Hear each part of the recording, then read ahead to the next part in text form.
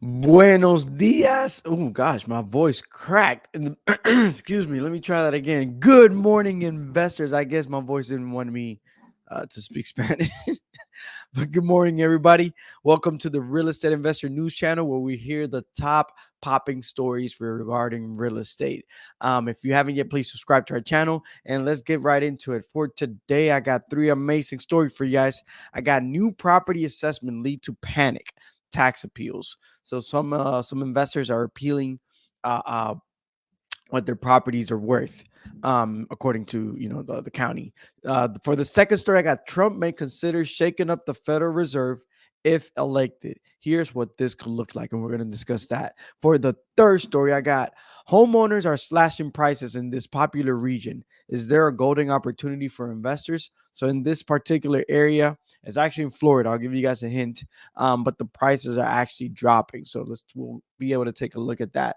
So before anything, again, be sure to subscribe to our YouTube channel if that's where you're listening to this, or Spotify, Apple Podcasts, wherever you listen to your podcast. But please be sure to subscribe. That's how we grow. And thank you very much for your support. And let's dive right into it. So, again, actually, we're going to go over landlords and office owners around the country are swarming to submit tax appeals amidst broad office value decline. So we know that office space is taking a hit. We've been talking about it for the last 3 weeks since the show started.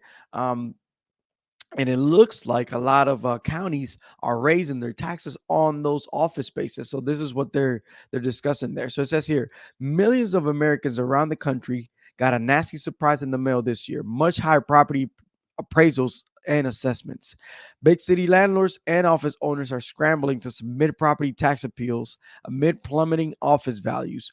Owners are seeking significant reduction, including up to 75% in cities like DC and up to 50% in New York City. Now, that's obviously, I'll be curious. I'm not sure how exactly. I mean, DC is more like it's a political, obviously, it's a political area, but I wonder, like, those are people that are mostly in person. Now, New York City, I can see that being different. I know a lot of office spaces are a lot of renters, I guess you could say, are realizing that they can actually, have their employees work from home. So this is why, a lot of these office spaces are looking for some tax cut in this area, or at least some correction in the valuation. It says here be really the powers that be really couldn't have picked a worse time to hack appraisals as much as they did this year. The tone deaf decision has caused a widespread panic throughout the commercial real estate market, revealing a concerning lack of awareness in part of the policy decision makers. So they're basically saying that the county needs to basically catch up. Look what's going on. How are you raising our office prices when this is really going on? So you got to pay attention to that. Come on, people. Anyway, that's for our first story. For our second story, I got uh, Donald Trump may consider shaking up the Federal Reserve if elected. Here's what that could look like. Now, this could be a scary thought because, I mean, I think Donald Trump is obviously he's a very good when it comes to business, economics, and things of that sort. But if the president gets that power, that means uh, the next president's coming down the road also get that power, which that's the scary part because you don't know in 4 years after the elections, we don't know who's going to be president. So it's a very scary thought. But let's read here. Let me share my screen. A group of former officials and other allies of former President Donald Trump has drafted a document outlining suggested policy changes that would impact the authority and independence of the Federal Reserve. While it is not clear whether Trump was involved. So I highlighted that because I mean, the article has to catch your attention. It says here that it's not clear that Trump was involved. But, anyways, it says here the document proposes changes that could make the Federal Reserve more vulnerable to policy influence. For example, it suggests the president should oversee the federal fund rate decision as well as have the authority to demote Powell before the end of his term. And if you don't know, Jerome Powell is the chairman right now of the Fed. Now, I will agree, and maybe this is wrong by saying this, but I will agree that there should be some overseeing power of it. Now, since the US dollar is the federal currency of the world, it, I mean, it may not. It may take more than people in the US, because obviously the US may work in their favor when other countries are involved in this case. But, anyways, I'm not a politician or an economic guy, so I have no idea what I'm talking about. It says here politicians have expressed alarm at the idea of allowing the White House to intervene in the Fed's decision making process and warn dire consequences for the global economy if this comes to fruition. It says here why the Fed should maintain their independence, or why they maintain their independence. The Fed's dual goal is to maintain maximum employment, a flexible measure based on factors in the labor market, while also keeping inflation stable at a target rate of 2% per year, which are doing horrible at that.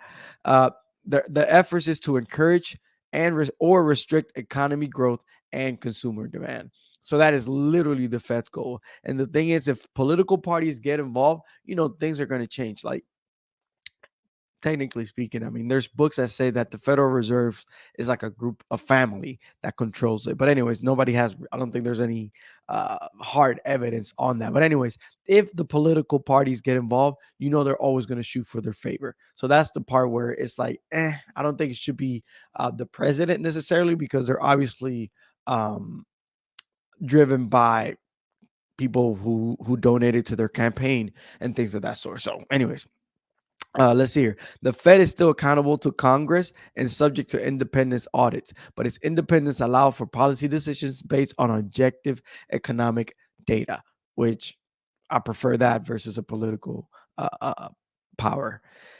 Historical evidence indicates that the independent central banks are more successful at keeping price stable. Studies from the International Monetary Fund show that countries with independent central banks experience lower inflation rates and better long-term economic outcomes.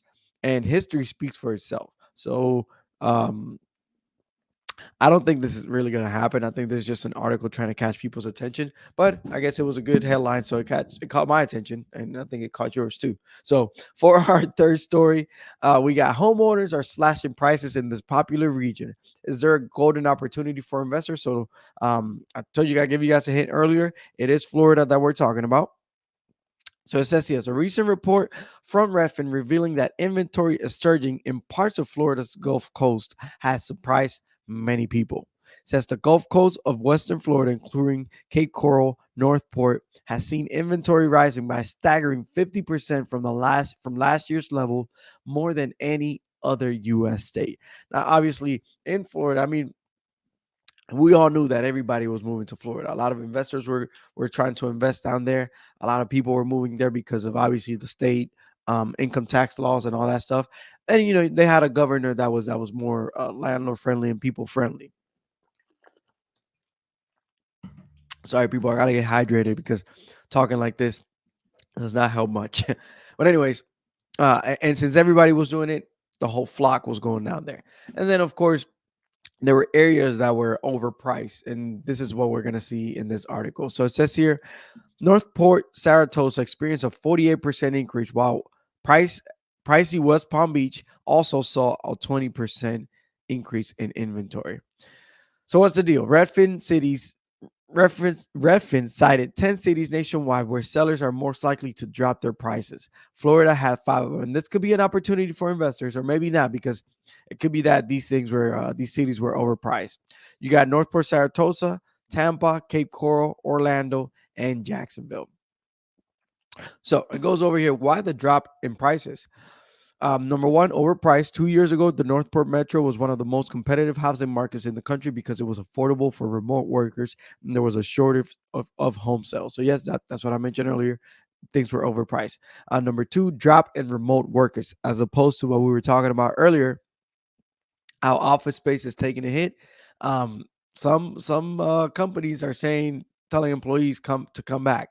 So it says here, as the pandemic fades into the distance, more employers are demanding in-office spaces. CNBC reported that 8 out of 10 companies will track employee office attendance in 2024, and 95% of the companies surveyed said employees who don't comply will suffer consequences like being fired and potentially losing bonuses or salary. Uh, Another reason is high insurance cost. While Florida is the crosshairs of some of the most damaging hurricanes in recent years, resulting in rising insurance costs as well as property taxes. Number three, soaring HOA fees, and that's fueled by the high inflation. So again, this may not be necessarily good deals because these prices may have been overpriced, and obviously inflation has been acting up. Gosh, my allergies, people. This is still going on. But anyways, thank you everybody for listening in. Please subscribe to our channels. That's the way we grow. I would appreciate it if you do. And yeah, thank you. That's all I got for you today. Have a blessed day. Have a great Tuesday. It's Taco Tuesday. So enjoy yourself. Thank you and have a blessed again